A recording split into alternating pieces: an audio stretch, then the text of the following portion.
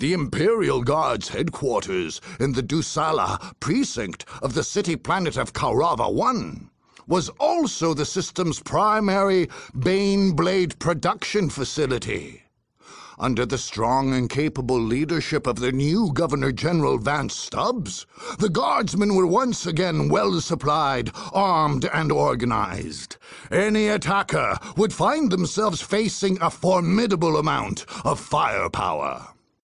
Since the outbreak of the Warp Storm on Kaurava 4, the Imperial Guard had known a humbling series of setbacks. Losing a full 3/4 of their fighting men was just a start. General Stubbs was determined to triumph in the face of this and all other adversity. Unfortunately, a full regiment of Baneblade tanks, the Guard's armored superweapon, had that very day been dispatched to various territories throughout the Kaurava system. The Dusala Precinct headquarters was thus left without a single Baneblade to its advantage. But they had their factories. Repair parts, munitions, and operating crews were moved via a system of convoys to the centrally located Mars pattern buildings, which produced the tanks.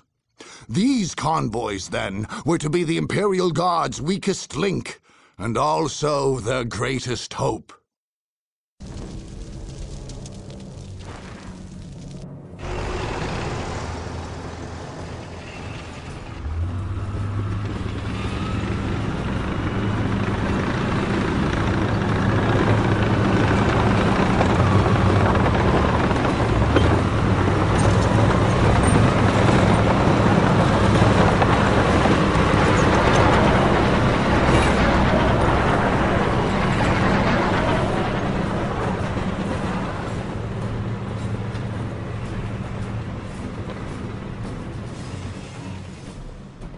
How are the men?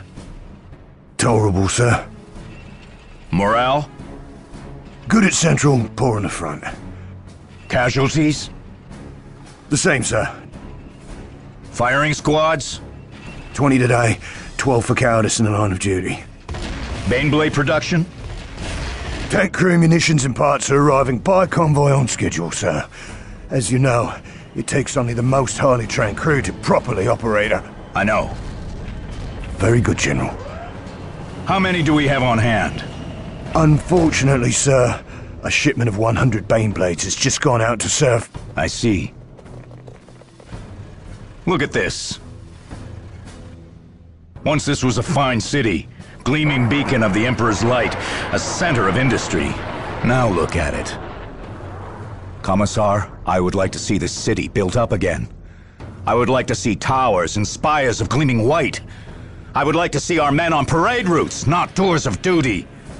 I would like to see every city in this planet, every colony in this besotted, miserable system turn to the service and industry of the Imperium in the Emperor's name.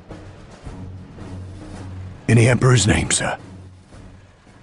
But to see my dreams fulfilled, first we must wipe the system clean of these blasted Xenos and heretics and monsters and zealots. And to do that, this base, our center of command, must operate free of danger or harassment. Our troops are ready. Our tanks and our sentinels. And if the Emperor wills it, we will have functioning Baneblades. Tell me, Commissar, are we prepared? Or will we be lambs taken to slaughter? Well, we'll do what we can and pray for victory. The enhanced Basilisk cannon has been prepared by our tech priest engineers, has it not? It can be fired at will. Very good, General.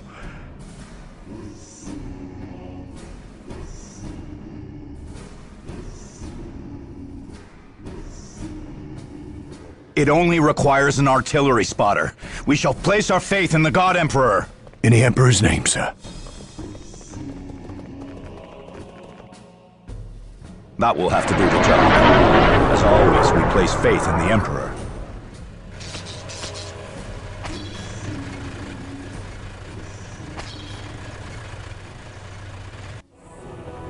Whatever the greater good demands. General, they approach. Let them. When will we have our Baneblades? Crew and munitions are All arriving by systems convoy. ready. It will be several convoys before we have one operational, sir. So we just have to keep them busy until then. Ship on the move.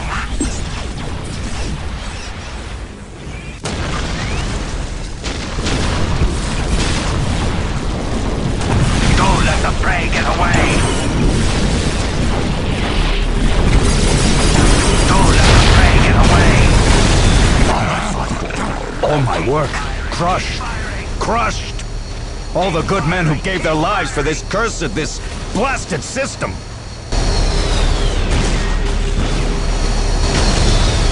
Though my army lies in ruins today, I have not done fighting, and I will remember who my enemies are.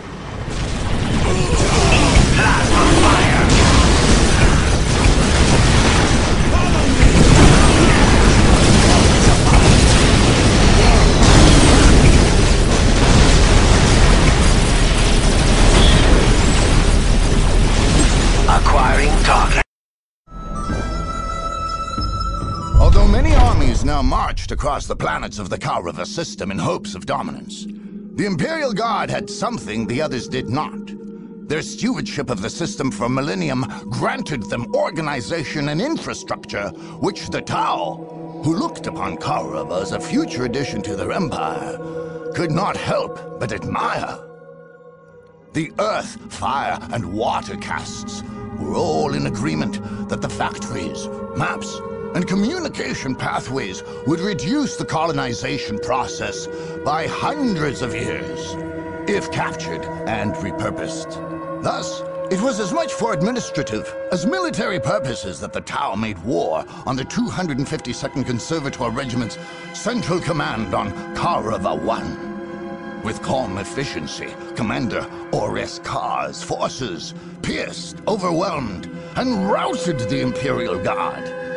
Once victory had been achieved, the Tau claimed the vast military-industrial complex for their own, taking those guardsmen who would renounce Imperial allegiance under the safe wing of the greater good.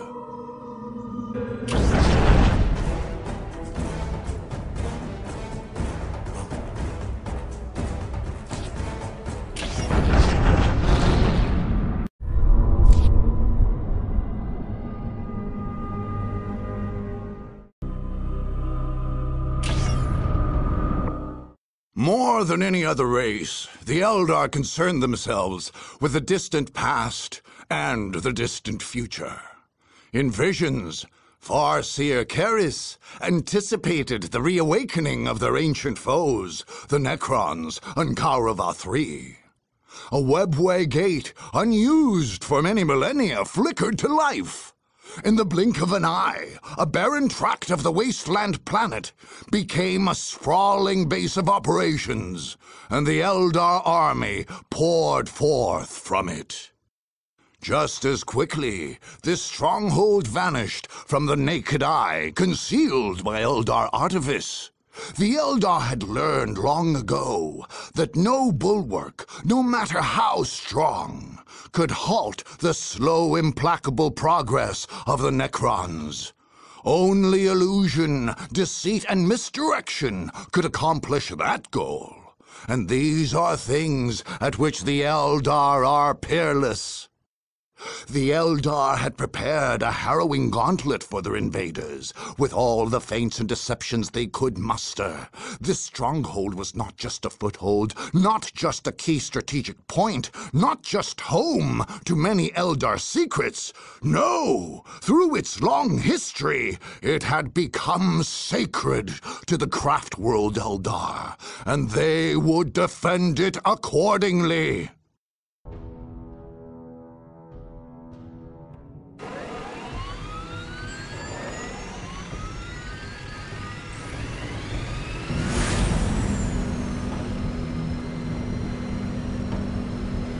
They approach. We are prepared. Yes, Farseer, but Yes? must we fight? We shall fight. They must never suspect. They shall come, expecting the obvious, the simple, the artless. They shall stab at the shadows with confused minds and troubled hearts. Meanwhile, we shall appear unseen from 10 directions, and from every one, strike a fatal blow.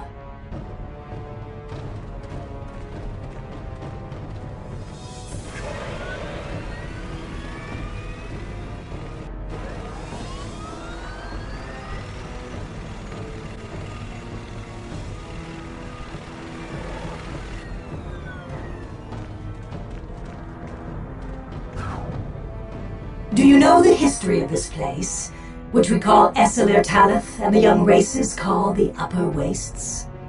We, the Eldar, made our war camp here. In a past age. Yes, that is so. Our ancestors came here to fight the Necrons when they were an overwhelming wave that swept the worlds. This system was one of their stages of destruction, their foundries of undeath. Our ancestors defeated them here. We constructed our war operations center here as an illusion.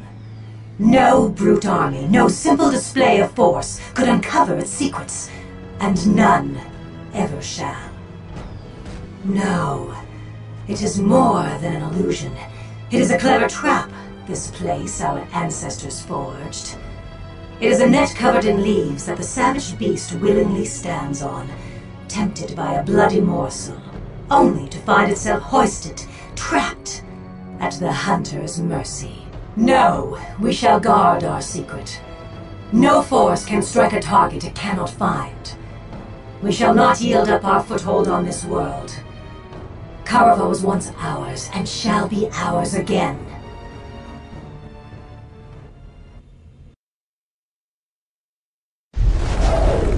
Fire warriors, we stand before the Eldar Central Command. We are commanded to decimate the target. If we fight with skill and honor, victory will be ours. They are upon us, Farseer. Is it time? Almost. Not yet. Now, quickly, to safety. Stealth fields fully Commander Oreska, our cadre headquarters and Earthcast builders have arrived. We await your orders. Battle suits Commence ready for immediately. action. We must now be prepared for the most arduous struggle. You're strong. It will be Acquiring targets. Our duty calls, Shazla. Cut them down. We came here long, long ago.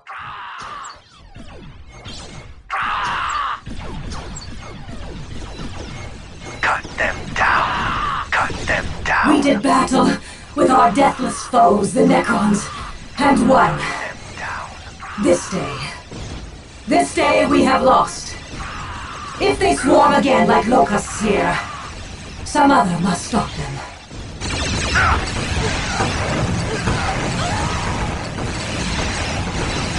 Cut them down. Cut them down.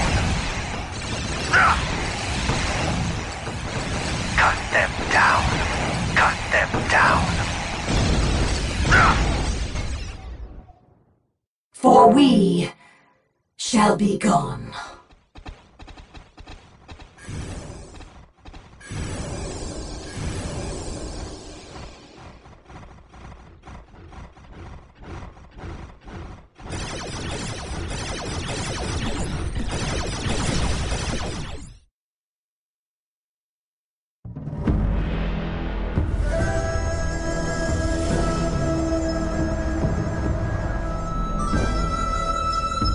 Since arriving in the Karava system, the Tau commander Oreska had watched the Eldar forces closely. Puzzled by their presence, he had endeavored to grasp the nature of their interest in the conflict. Unfortunately, Oreska was unable to know the ancient feud between the Eldar and the Necrons, or interpret the actions of Farseer Quieres, who led not by strategy in the Tau sense, but by powerful visions of future dangers. To him, the Eldar were on an inexplicable warpath. Although he could not reconcile this with past knowledge of the Eldar, he determined that their presence in Karava was incompatible with the greater good. The hot, dry lands of the Upper Wastes were an advantage to Commander Oreska's fire warriors. With their calm discipline and well-orchestrated tactics, they drove the Eldar from the field. Oreska ordered his warriors to allow fleeting Eldar to escape. But after the battle, the land was scoured for webway gates, all of which were destroyed. The great commander hoped that in this fashion, the Eldar would hear of the Tau's superiority and benevolence, and one day join them under the banner of the greater good.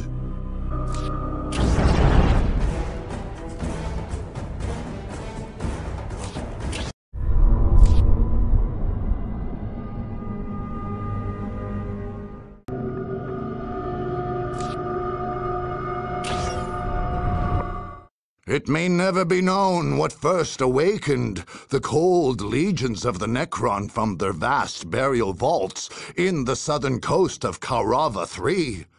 Archives suggest that Imperial Guard survey crews may have been dispatched to coastal Imosa several months before the conflict. Others point to the strange and unknown influence of the warp storm, which could somehow have roused the deathless Necrons from their slumber. Out of the dry Imosan sands, an ancient complex emerged. Part burial ground, part power plant, part staging ground.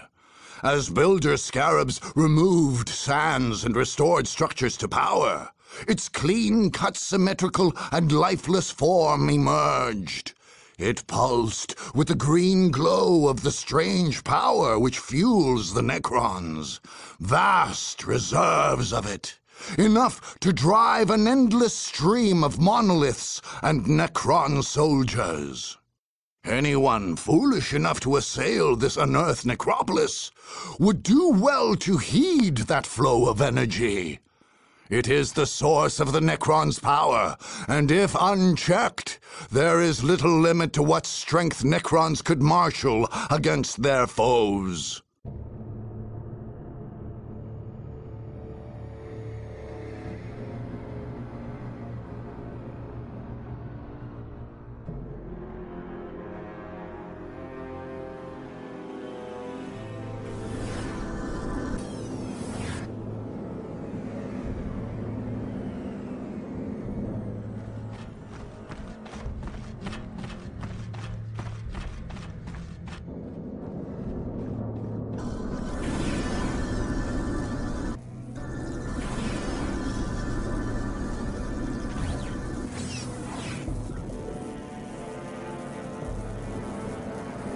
So, they come.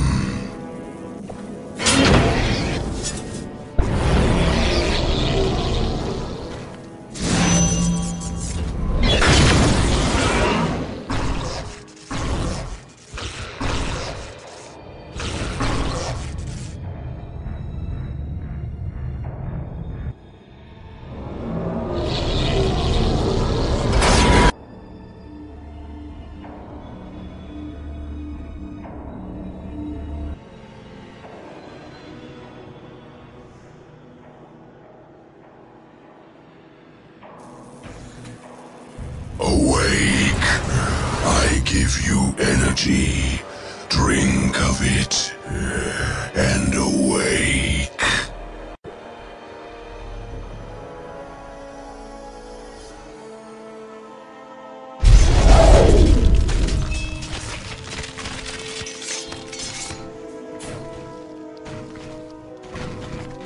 They shall meet their ends. They shall join the army of death.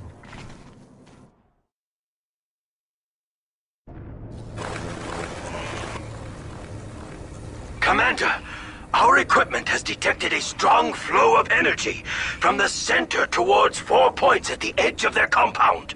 And what lies at these points? Monoliths, Commander. Ah, this is a great threat. I swear that power we'll get it restores done. each monolith. When they are fully restored, they are a force to be reckoned with. They must be stopped. Recruit ready. We are not strong enough.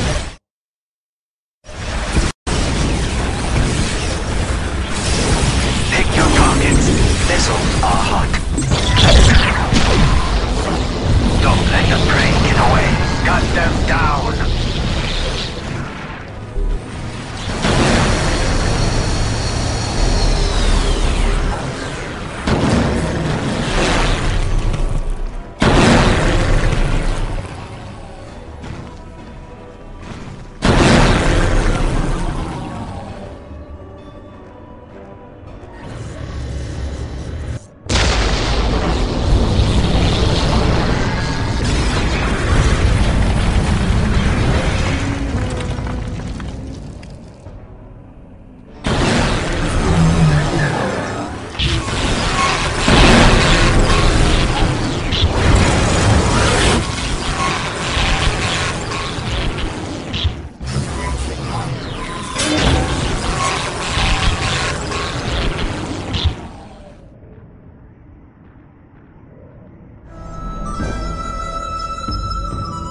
The Tau Firecast believed that they had learned a great deal with regard to the Necrons in the War of Cronus.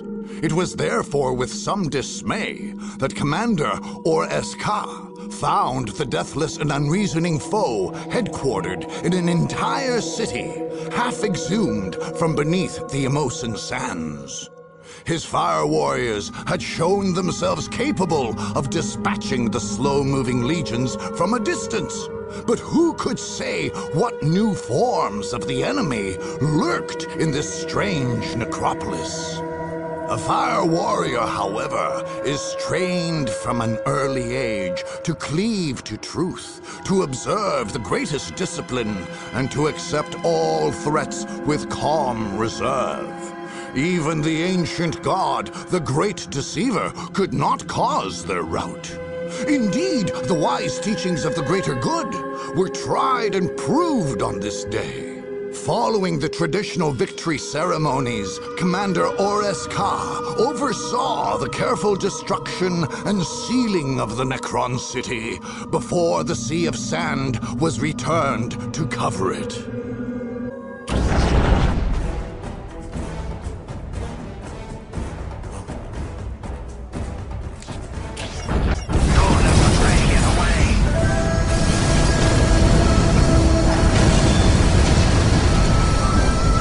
Defeating 8 powerful armies was a potent demonstration of the great strength, great strike tactics which Commander Orsk espoused. Although his theories had been met with skepticism before, his superiors now debated the merits of such strategies and ways to incorporate them into standard Tau warfare.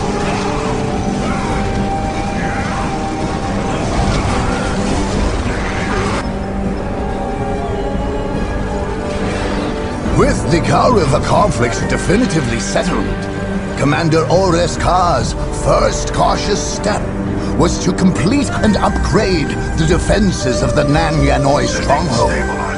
Meanwhile, the Warp Storm, which was the purported reason the Tau had entered the Kauriva system, silently folded in upon itself and vanished.